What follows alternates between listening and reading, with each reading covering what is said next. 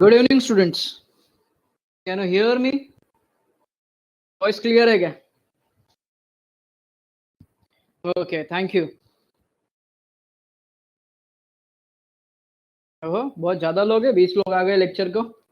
ठीक है, चलो बाकी लोग ज्वाइन होते तब तक अपन चालू करते हैं। हाँ, आज के लेक्चर में अपने को दो ही कॉन्सेप्ट पढ़ने का, लेकिन थोड़े तगड़े कॉन्सेप्ट है। एंड लास्ट में मेरे को वापस से याद दिलाना, मैं अभी तो अनाउंस कर देता हूँ, वापस से याद दिलाना मेरे को। ये तुम्हारे अभी जो हम लोग पढ़ने जा रहे हैं, memorandum of association and incorporation of company, in fact stages of incorporation. ये अपने को जो सीए इंस्टीट्यूट में दिया है ना, थोड़ा भयंकर दिया है। भयंकर बोला मतलब एकदम शॉर्ट में दिया है, डिटेल में भी नहीं है, ब्रीफ में दिया है। तो मैंने एकदम सिंप्लीफाइड लैंग्वेज में ना तुम्हारे ऐप में अपलोड कर दिया दोनों चीजें, इनकॉर्पोरेशन भी एंड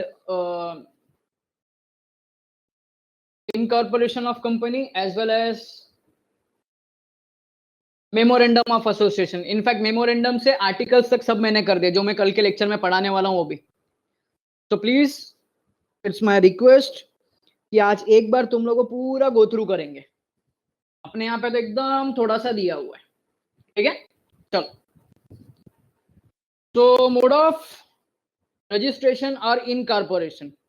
इनफैक्ट है ना, इधर हेडिंग ही गलत दी है इन लोग ने, ये हेडिंग ही गलत दी है। एक्चुअली में यहाँ पे हेडिंग आना चाहिए था formation of a company. Formation of the company के अंदर पॉइंट आता था इनकॉर्पोरेशन ऑफ अ कंपनी। लेकिन जाने दो, अपने को जो इंस्टीट्यूट ने दिया हम लोग वही सबसे पढ़ेंगे। बहुत सारी चीजें इंस्टीट्यूट ने भी छुपाई है तुम्हारे पास से। चलो, तो सबसे पहला पॉइंट है प्रमोटर। सबसे पहला पॉइंट होगा प्रमोटर। अभी प्रमोटर के ना, प्रमोटर के लिए ये तीन डेफिनेशन, डेफिनेशन तीन नहीं, एक ही डेफिनेशन के अंदर तीन एक्सप्लेनेशन दिया है। ये पढ़ने के पहला मैं इसके सिंप्लीफाइड लैंग्वेज पे जाऊंगा। चलो, सिंप्लीफाइड लैंग्वेज मतलब क्या? तो promoter, in simple terms, promoter बोला मतलब कौन? Promoter who form the company are known as a promoters. Sorry, person who form the companies are known as promoters. और सिंपल मीनिंग में बोला, to take a initiative for the formation of a company. Company बनाने के लिए जो उसका process होता है, प्रोसेस के लिए जो मेहनत करता है, उसको बोलते हैं हम लोग promoter. It is they who conceive the idea of forming the company. जिनके माइंड में आइडिया आता है कंपनी बनाने का, जिनके माइंड में आइडिया आता है कंपनी बनाने का, they are called as a promoter.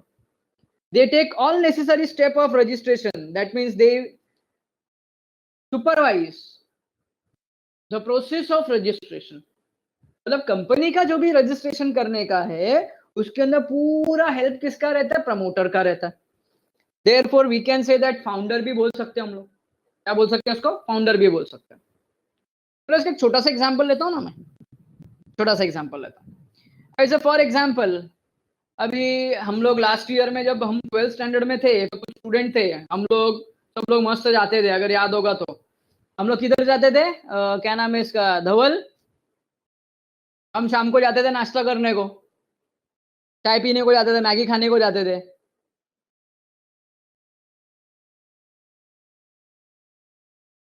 Bhavika भी थी, फिर और कौन कौन था इधर से? हितेन भी होता था। हम सब जाते थे शाम को देसी चाय में। ओके, अभी ना बच्चों, ऐसे हम लोग गए देसी चाय में, जाके बैठे हम लोग। और बैठने के बाद है ना, अज्यूम करो, मेरा तो मेरे को अज्यूम नहीं, तुम अज्यूम करो, तुम सब लोग मेजर हो गए, अभी माइनर नहीं है। तो हम लोग सब बैठे चाय पीते पीते, हम लोग को ख्याल आया, चाय पीते पीते ख्याल आ गया कि हम लोग को कंपनी फॉर्म करने की है। क्या फॉर्म करने की है? कंपनी फॉर्म करने की। हमारे माइंड में आइडिया आया है। एंड आइडिया आने के बाद में हम लोग ने फाइनेंशियल प्लान करने को स्टार्ट किया, कैसा प्रोसेस करेंगे, क्या करेंगे, हर चीज गैदर करने को स्टार्ट किया, प्लानिंग बनाने को स्टार्ट किया। एंड अकॉर्डिंग टू दैट हम लोग ने क्या किया? कंपनी इनकॉर्पोरेट करने के लिए, कंपनी रजिस्टर करने के लिए जो भी फॉर्मेलिटीज है, वो फॉर्मेलिटी करने को स्टार्ट कर दी। तो ये जो हम लोग ने इनिशिएटिव लिया है ना कंपनी स्टार्ट करने का, so we are called as a promoter. क्या बोलेंगे? हमको प्रमोटर बोलेंगे। क्या बोलेंगे? प्रमोटर बोलेंगे। तो प्रमोटर का अगर सिंपल मीनिंग बोला, तो जिसके माइंड में आइडिया आया है कंपनी बनाने का, और जो कंपनी फॉर्म करने के लिए नेसेसरी स्टेप लेता है, is called as a promoter. क्या बोलेंगे उसको? प्रमोटर. ये तो था सिंपल मीनिंग. लास्ट पॉइंट बाकी है, थोड़ी देर में देखते हैं लास्ट पॉइंट क्या. सो promoter, the Companies Act 2013 defines the term promoter under section 2 clause 69. खतरनाक क्लॉज है. section 2 clause 69. section 2 clause 69 which means a person. अभी तक मैंने तुमको एक ही चीज बोला जिसके माइंड में आया वो, लेकिन नहीं, इसके अलावा भी कुछ लोग हैं. देखो, who has been named as a such in prospectus or identified by the company in the annual return referred to section 92. According to section 92, ध्यान दो, according to section 92, जिस पर्सन का नाम as a promoter prospectus में है and company के annual return में. अभी एनुअल रिटर्न बोला मतलब क्या? तो सिंपल सा, कंपनी के जो फाइनेंशियल स्टेटमेंट और ये सब रिपोर्ट्स है, एनुअल रिपोर्ट, कंपनी के पूरे साल के जो रिपोर्ट्स है वो एनुअल रिपोर्ट, उसके अंदर जिस पर्सन का नाम एज ए प्रमोटर है, that person will be known as promoter. Prospectus तो तुमको पता है बच्चों, प्रोस्पेक्टस का मीनिंग क्या है? शायद तुम लोगों ने कॉन्ट्रैक्ट एक्ट में भी पढ़ा है. What do you mean by prospectus?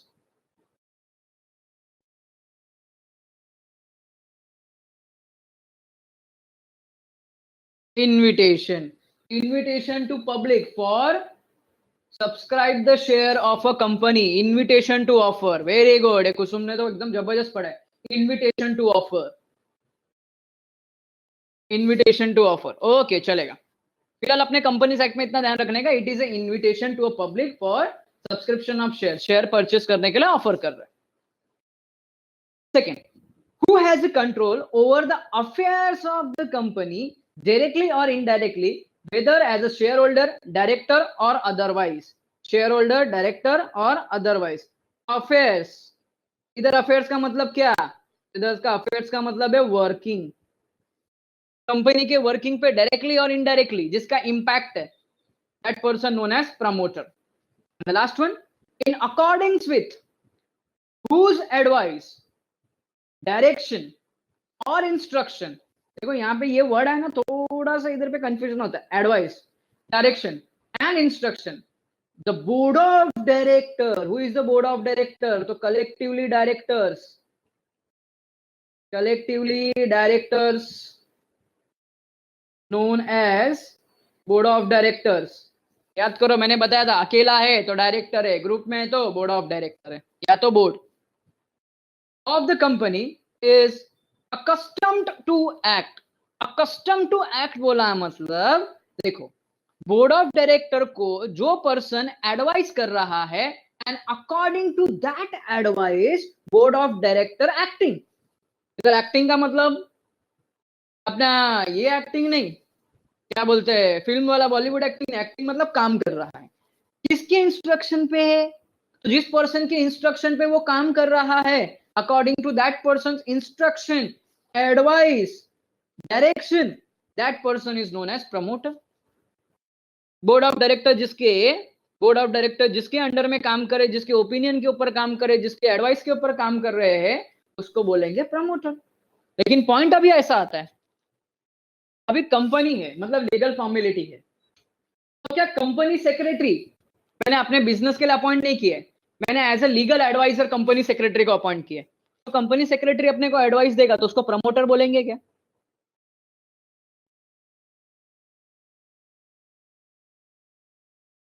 उसको प्रमोटर बोलेंगे. चार्टर्ड अकाउंटेंट है, वो मेरे को एडवाइस करता है कि नेक्स्ट ईयर किधर इन्वेस्ट करो, कैसा पैसा बचाओ, क्या करो, वो मेरे को एडवाइस कर रहा है, वो बोर्ड ऑफ डायरेक्टर को एडवाइस कर रहा है, तो वो कंपनी का प्रमोटर बन गया क्या? नहीं भाई, उन लोग प्रोफेशनल पर्सन है, उनका तो काम है. कुछ तो लोग कहेंगे लोगों का काम है कहना, तो वैसे प्रोफेशनल है तो उनका काम है लीगल एडवाइस देने का. तो लास्ट पॉइंट ये रहा, देखो, it should however be noted that the person acting only in professional capacity, example solicitor, banker, accountant, are not regarded as a promoter because they are giving a professional advice. उनका company से कोई भी relation नहीं है, just they are giving their advices. Therefore they can not be called as promoter. उन लोग सिर्फ advice दे रहे हैं, इसके लिए उनको प्रमोटर बोलेंगे नहीं।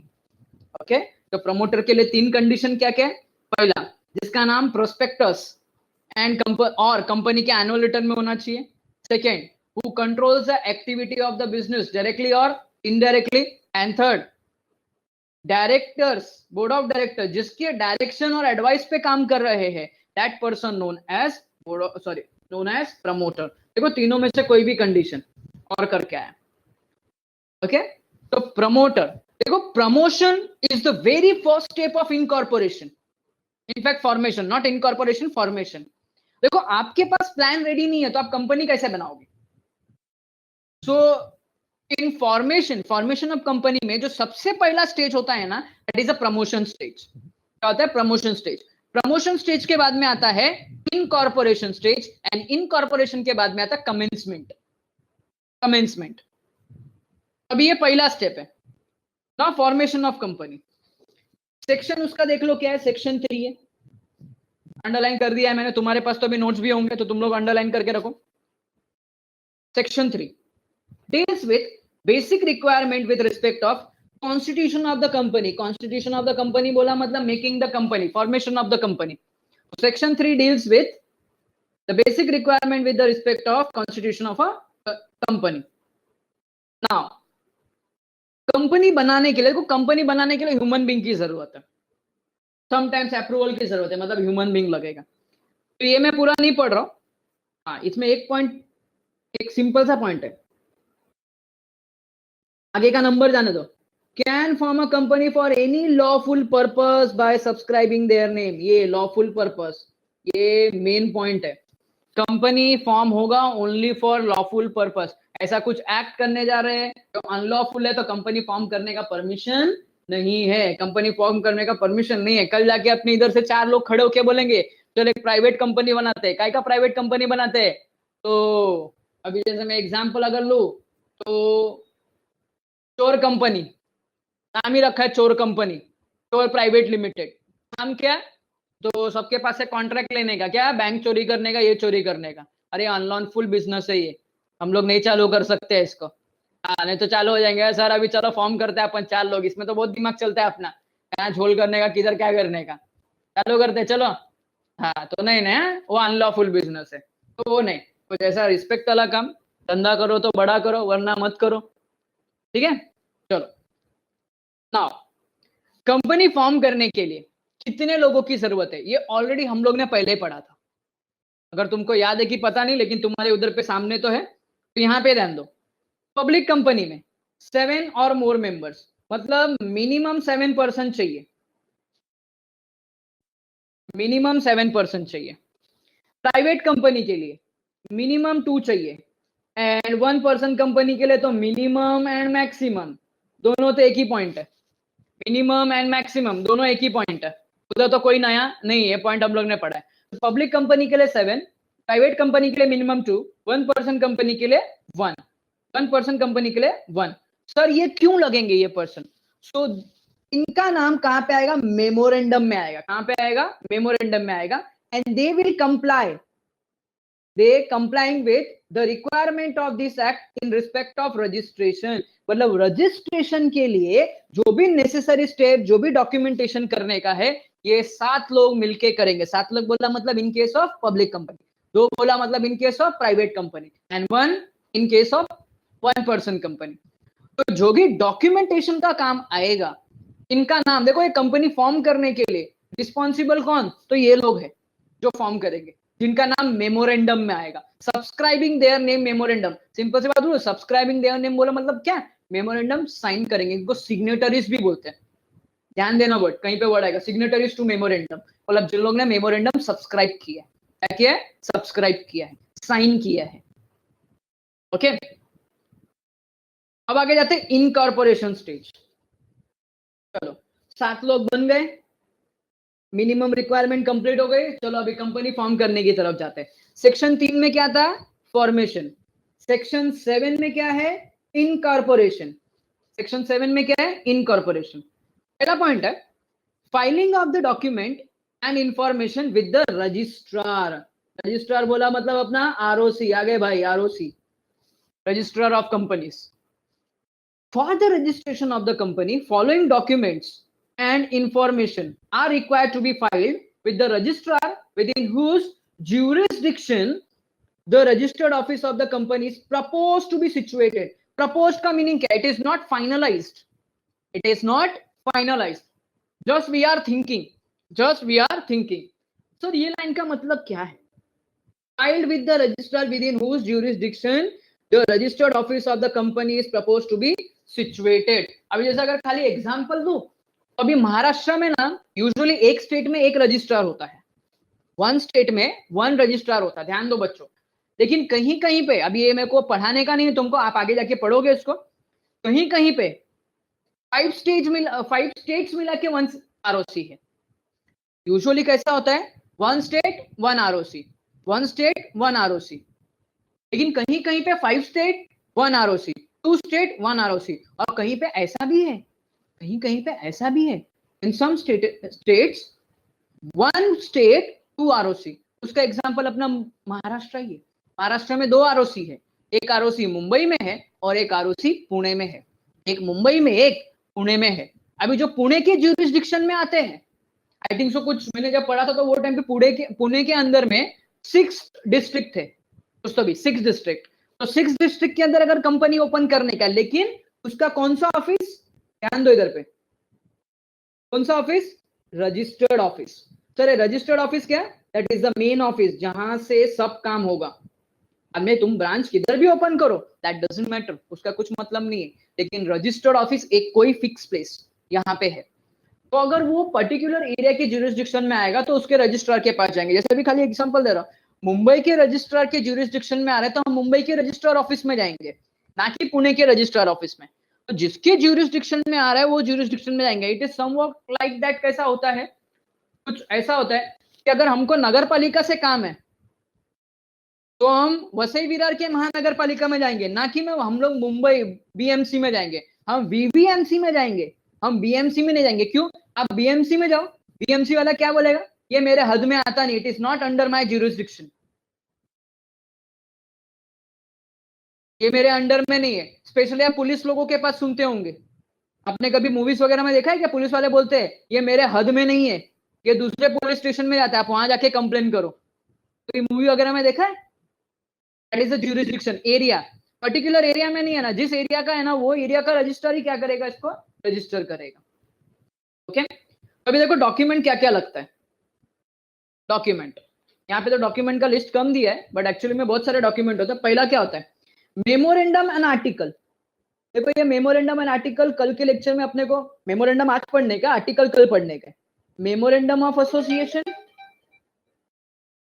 एंड आर्टिकल्स में articles of association of the company duly signed by all the subscriber। अभी signed by all the subscriber है। अपने पास 3 टाइप का कंपनी है, पब्लिक, प्राइवेट एंड ओपीसी। मुझे बता पब्लिक कंपनी में मिनिमम कितना साइन मांगता है अपने को? मिनिमम कितना साइन लगता है? Public public public public 7, private में 2, ओपीसी में 1, ओपीसी में 1। ओके ठीक है, तो इतना सिग्नेचर लगेगा अपने को। It is signed by the subscriber. आगे देखो अभी भी जो ये आरओसी के पास भेजा है ना, आरओसी के पास memorandum and article, it is not finalise, it is a draft. क्या ये ड्राफ्ट है? ड्राफ्ट बोला मतलब फाइनलाइज नहीं हुआ है, कुछ फाइनल करने का बाकी है इसके अंदर।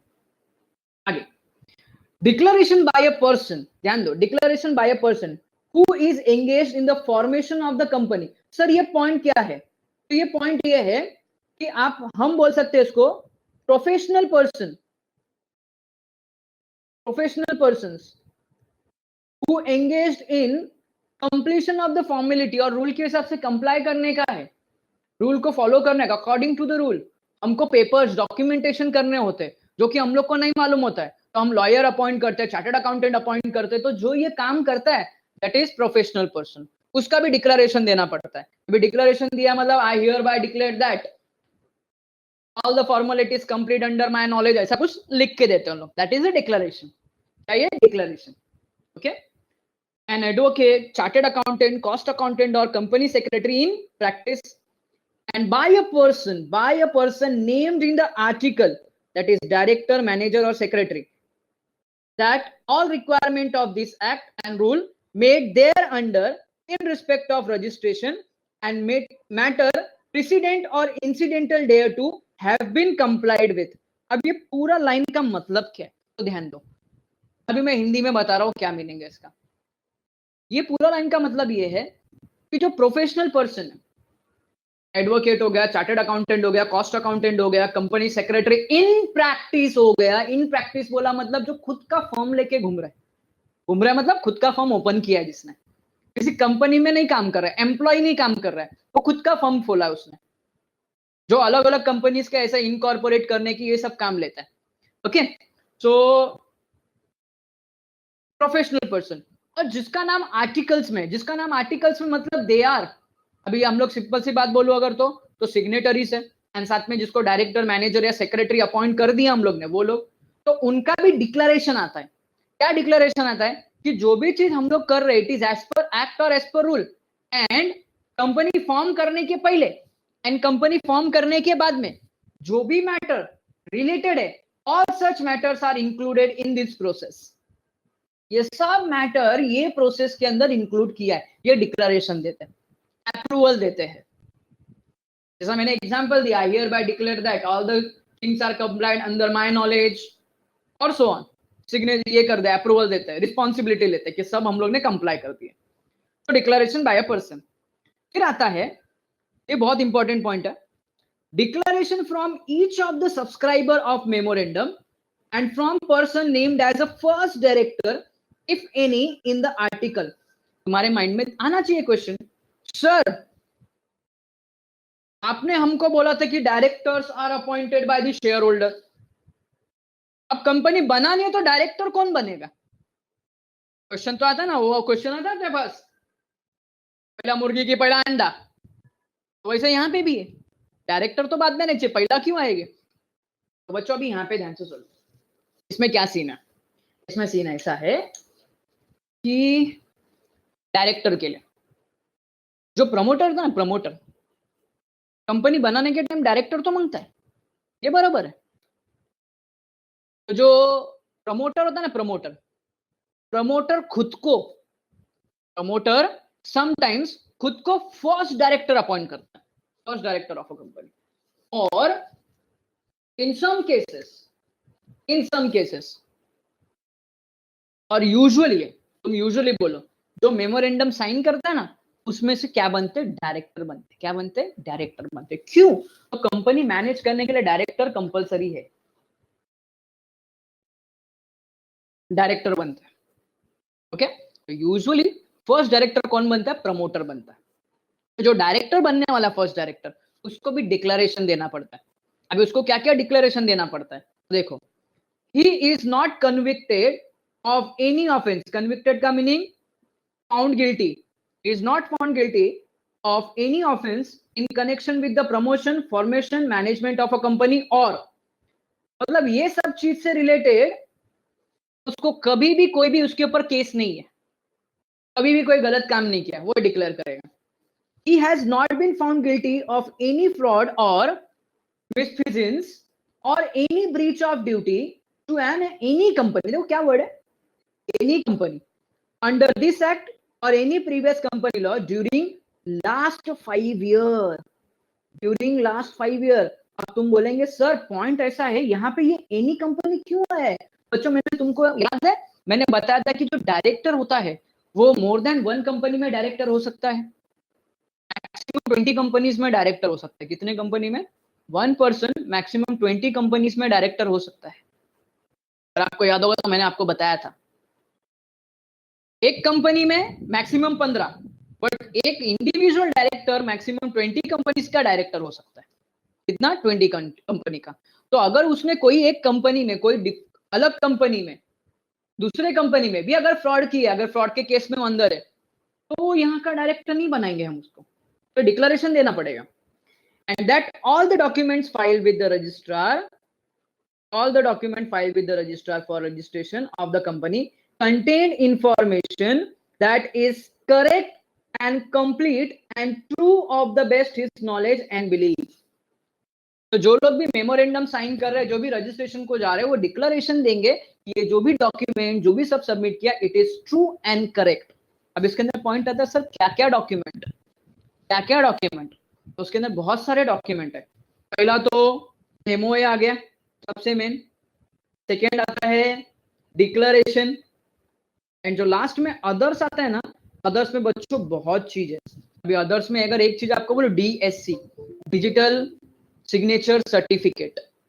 अभी जो डिजिटल सिग्नेचर सर्टिफिकेट है ना, ये जिसके पास नहीं होता है उसको अप्लाई करना पड़ता है. क्यों? तो एवरीथिंग इज नाउ ऑनलाइन, हर चीज ऑनलाइन है. तो ऑनलाइन साइन करने के लिए डीएससी बनाना जरूरी है. अभी डीएससी क्या होता है क्या नहीं होता है मैंने मेरे नोट्स के अंदर अपलोड कर दिए हैं. एकदम इजी है, आप आराम से पढ़ सकते हैं उसको. ये इनकॉर्पोरेशन का ही पार्ट है बच्चों. आगे एड्रेस फॉर करेस्पॉन्डेंस. अभी address for correspondence till it's registered office establish. देखो आप इनकॉर्पोरेट करने जा रहे हो कंपनी, आपने फाइल किया, but still your registered office address is not fixed.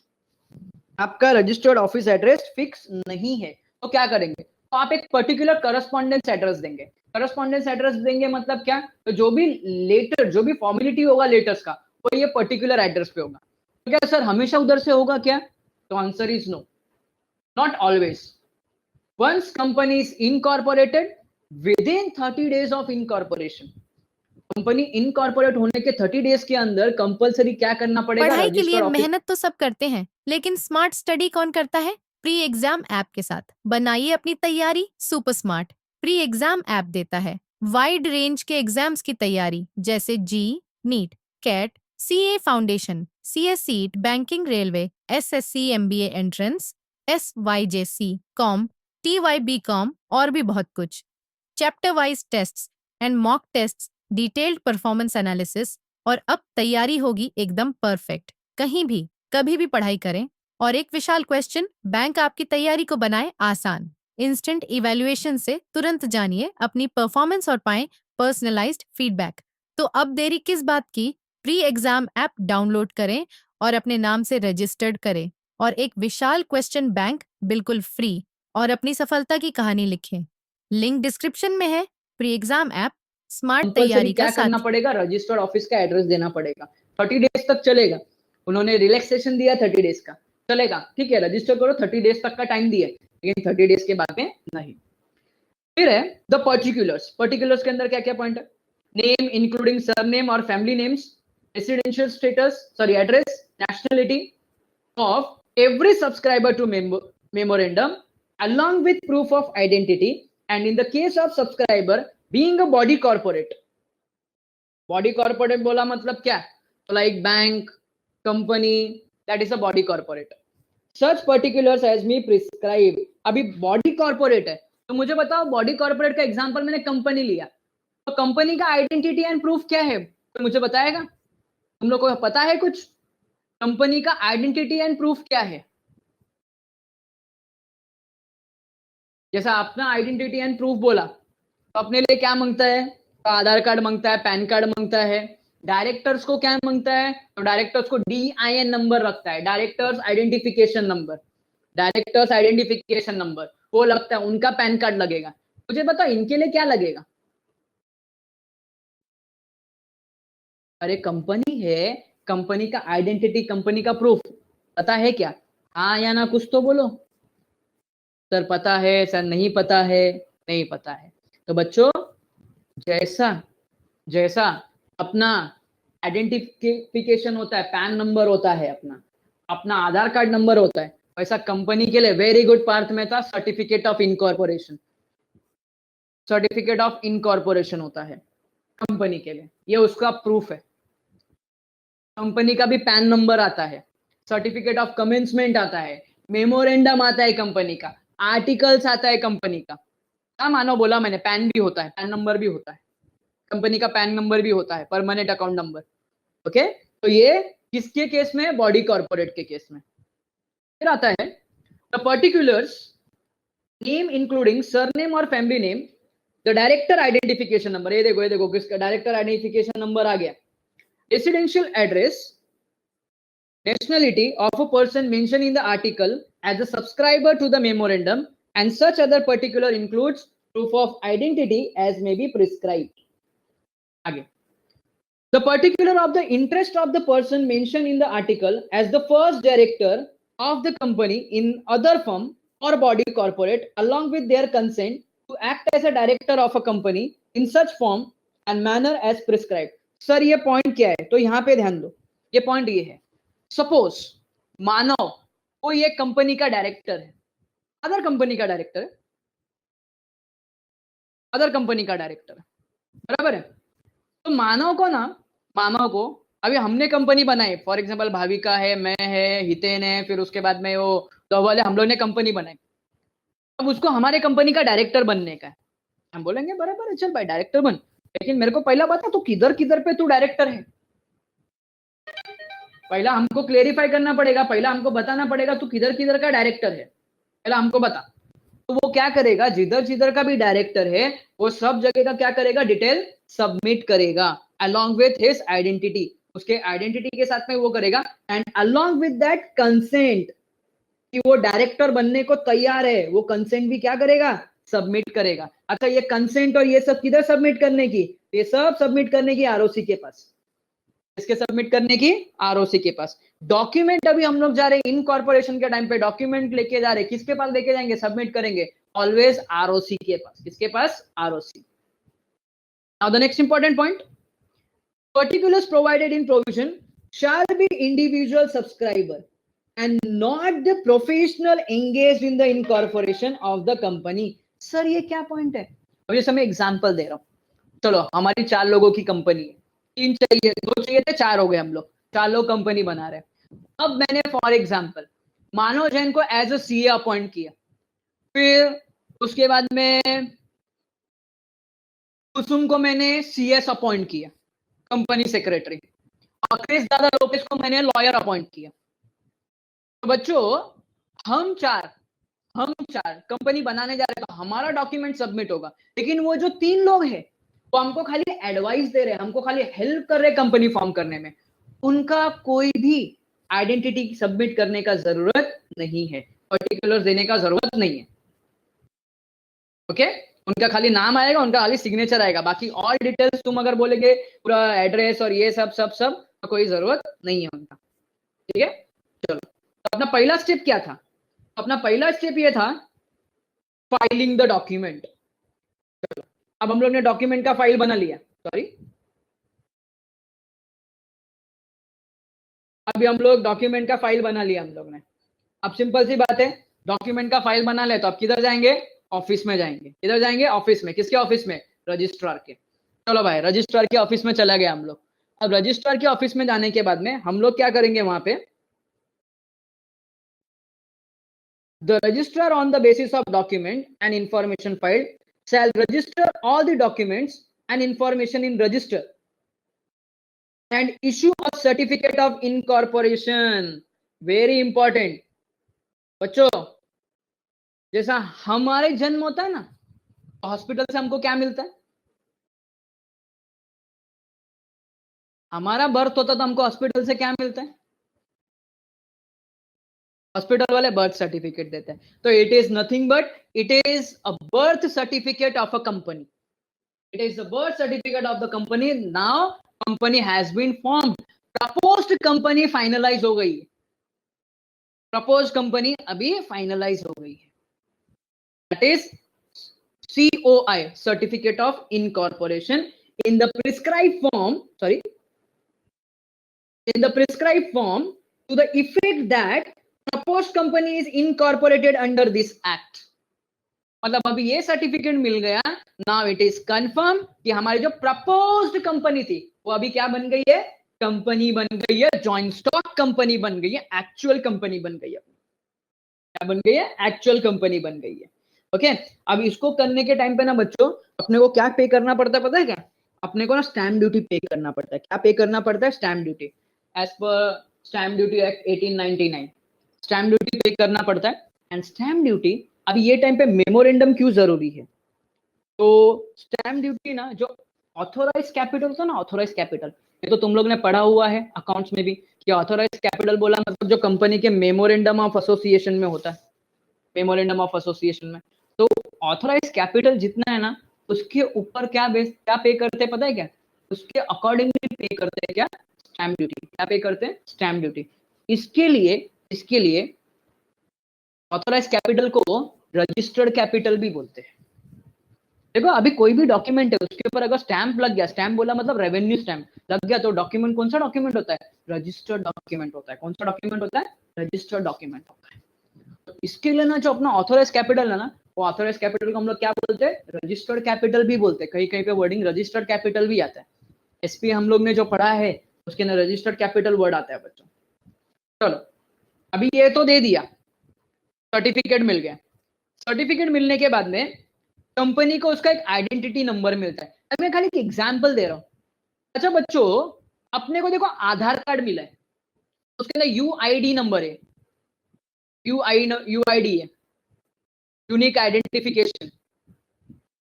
सबको देखो अपना अलग अलग नंबर मिला है, कि सबका नंबर सेम है क्या? सबको अलग अलग नंबर मिला है, तेरा नंबर मेरा नंबर सबका अलग अलग है। कंपनी को भी जब है ना सीआईओ मिलता है, सॉरी सीओआई मिलता है, सर्टिफिकेट ऑफ इनकॉर्पोरेशन, उसके साथ में इसको क्या मिलता है? एक नंबर मिलता है जिसको बोलते हैं सीआईएन नंबर। क्या बोलते हैं? CIN number, corporate identity number. अब एक corporate identity number, okay, on and from the date mentioned in the certificate of incorporation, the registrar shall allot the company a corporate identity number which shall be distinct identity. Distinct identity बोला मतलब ये number अभी इसकी पहचान है, ये number अभी इसकी पहचान है, ये नंबर डाला मतलब एक कंपनी आएगी। and for the company and which shall also be included in the certificate. अब बच्चों एक पॉइंट याद रखो, ये जो सीआईएन नंबर है ना, ये सीआईएन नंबर है, कंपनी के हर एक डॉक्यूमेंट में होना चाहिए। इवन कंपनी लेटर लिख रहे तो कंपनी के लेटर में सीआईएन नंबर कंपलसरी है, मतलब कंपलसरी है, ये लिखना ही लिखना है। जैसा मैं खाली एक एग्जांपल दे रहा हूं, आप जब स्कूल में लेटर्स लिखते थे, लीव एप्लीकेशन कुछ भी, तो आप नाम के साथ में और एक क्या ऐसा यूनिक लिखते थे? Exactly, roll number. क्या लिखते थे आप? रोल नंबर लिखते थे। तो वो रोल नंबर आपका रजिस्टर के हिसाब से था, वैसा इनका भी रोल नंबर होता है। जो रजिस्ट्रार के पास रजिस्टर है ना, इनका भी रोल नंबर होता है। अब इनका रोल नंबर क्या होता है पता है क्या? आपका रोल नंबर 2 डिजिट 3 डिजिट का, इनका रोल नंबर जो है ना, ये सीआईएन, ये 21 डिजिट का होता है। कितना? 21 डिजिट का, alpha numeric mix, alpha numeric होता है, मिक्स होता है। मैंने मेरा नोट्स में डाला हुआ है, उसको कैसा पढ़ने का ना वो भी बताया मैंने उधर। ठीक है, आगे। अब देखो कंपनी बन गई है, सब चीज बराबर है। अब आता है maintenance of copy all the documents and information. अब एक सिंपल सी बात है, तुम्हारा बर्थ सर्टिफिकेट है। अच्छा ये बर्थ सर्टिफिकेट है, ध्यान से सुन लेना। मैं जो बात तुमको बोल रहा हूँ ना थोड़ा ऑकवर्ड लगेगा, लेकिन ध्यान से सुनो। पर्सन का बर्थ सर्टिफिकेट बना। अच्छा बर्थ सर्टिफिकेट एक बार बन गया, हम उसको फेंक देते या संभाल के रखते हैं? एकदम केयर के साथ में रखते। क्यों? हर जगह पे बर्थ सर्टिफिकेट लगेगा। अरे सर आप ये क्यों बोल रहे हो, ये तो एकदम सिंपल सा है ना, हर जगह हम लोग को लगेगा। हर जगह हमको लगता है, स्कूल में जाकर बर्थ सर्टिफिकेट लगता है। इवन इवन पर्सन का डेथ हो गया ना, तो भी ये बर्थ सर्टिफिकेट लगेगा। एम आई राइट? उसके इंफॉर्मेशन के लिए,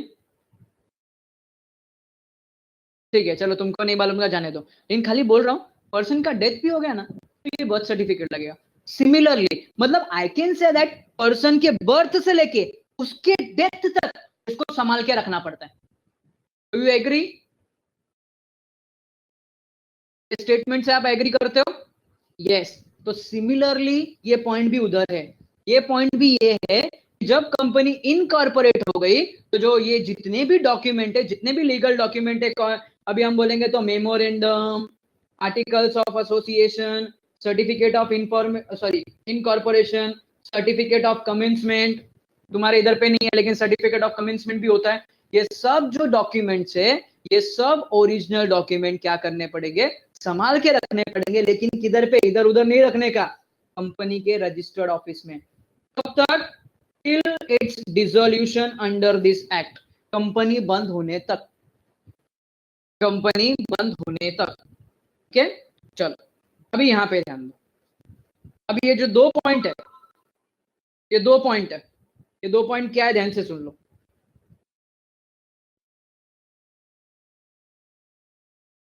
2 पॉइंट, ये 2 पॉइंट रिलेटेड टू, अभी जैसे कंपनी था, तो कंपनी का पहला सेक्शन 3 में क्या हो गया, फॉर्मेशन स्टार्ट किया, फिर गया सेक्शन 7 में इनकॉर्पोरेशन का स्टेज। इनकॉर्पोरेशन में क्या हो गया, तो इनकॉर्पोरेशन में डॉक्यूमेंट सबमिट करना पड़ा, बराबर है। सेक्शन 7 में डॉक्यूमेंट, क्या क्या डॉक्यूमेंट, तो मेमोरेंडम, डिक्लेरेशन, एंड डिक्लेरेशन के बाद में अदर डॉक्यूमेंट्स। ये सब के बेस पे, ये सब के बेस पे रजिस्ट्रार ने क्या किया, तो इनकॉर्पोरेशन सर्टिफिकेट दे दिए। अच्छा, ठीक है, ये बात तो सही है।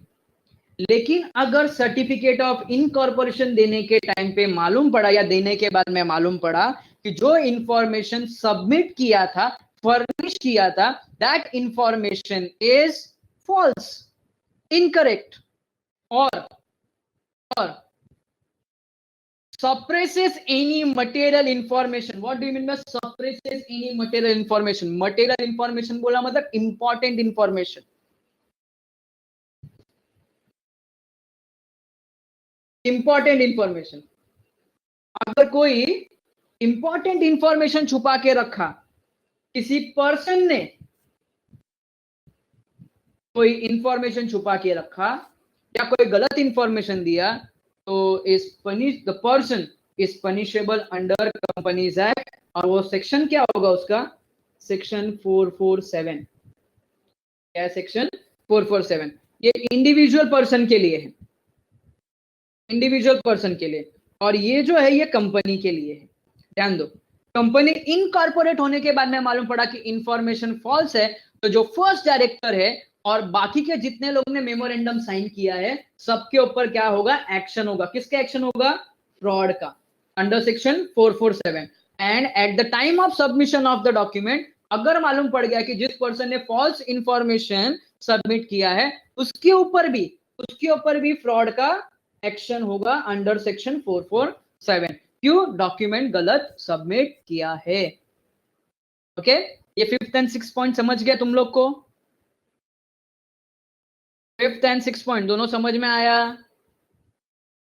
ओके, फिर आता है, अगर अगर कंपनी ने फ्रॉड हो गया है, चलो ठीक है, फ्रॉड हो गया है, तो अभी करने का क्या?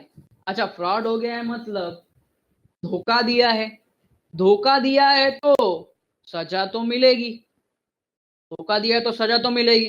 तो अभी इधर सजा सुनाएगी कौन, तो सजा सुनाएगी अपनी tribunal. What is the tribunal? तो बच्चों यहां पे ध्यान दो, यहां पे ध्यान दो। मैं एक बड़ा सा, नीचे तुम्हारे मॉडल में लास्ट में लिखा हुआ ही है, NCLT, national company law tribunal, national company law tribunal. मतलब ये क्या है, तो ये एक स्पेशल कोर्ट है जिसको गवर्नमेंट ऑफ इंडिया ने एस्टैब्लिश किया है, जो कंपनी से रिलेटेड छोटे मोटे मैटर सेटल करती है। अभी इंडिया में तुमको पता है कितने सारे केसेस पेंडिंग रहते हैं, कभी से कभी के केसेस पेंडिंग है, उसमें कंपनी अपने छोटे मोटे केस किधर घुसाते रहेगी, लेके जाएगी, तो उसका भी तो अपने को ज्यादा क्या जल्दी से केस को क्लियर करने का होता है। तो गवर्नमेंट ने क्या किया, एनसीएलटी को, एनसीएलटी है और इसका बड़ा भाई है एनसीएलएटी, एनसीएलटी एंड एनसीएलएटी दोनों को 2016 में मोदी गवर्नमेंट ने स्टैब्लिश किया था। ओके, अभी tribunal, tribunal I can say that it is quasi judicial body, quasi and quasi, जो भी वर्ड है, जैसा प्रोनाउंसिएशन होता है। ये वर्ड का मीनिंग पता है तुमको? आप लोग ने ये पढ़ा होगा कहीं पे, क्वाजी कॉन्ट्रैक्ट। तो क्वाजी वर्ड का मीनिंग क्या होता है?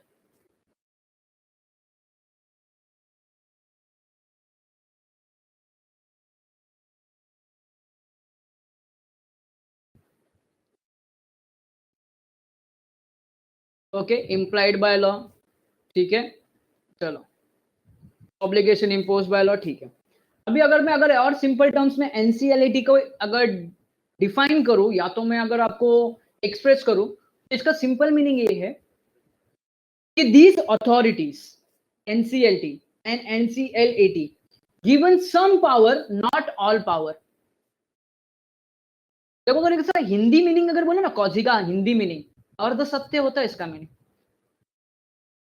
ये जो एनसीएलटी होता है, एनसीएलटी होता है, इसको गवर्नमेंट ने कुछ ही पावर दिए हैं, सब पावर नहीं दिए इसको, थोड़े से पावर दिए है उसको। ये कोर्ट है but not like a supreme court. It act like a supreme court but exactly not a supreme court. Example दे रहा, कोर्ट के जैसा एक्ट है इसका, कोर्ट के जैसे प्रोसीजर है, but it is not a court, some powers has given. चलो, जैसा अभी सिंपल सी बात बोलता हूं, जाने दो, एग्जांपल ले रहा था, छोड़ो। नॉट ट्रिब्यूनल क्या ऑर्डर देगा, तो ट्रिब्यूनल क्या ऑर्डर देगा, तो ध्यान दो उधर पे, पासिस सच ऑर्डर। ये कब आएगा ट्रिब्यूनल ऑर्डर, कब आएगा, तो जब क्या होगा, फ्रॉड होगा, कुछ इंफॉर्मेशन प्रॉपर्ली सबमिट नहीं किया है, तो क्या ऑर्डर पास करेगा, pass such order as it may think fit for regulation of the management of the company including changes if any memorandum and articles. देखो कहां पे पहला चेंजेस करेगा, मेमोरेंडम और आर्टिकल में चेंजेस करेगा, इन पब्लिक इंटरेस्ट और in the interest of the company as its member and credit.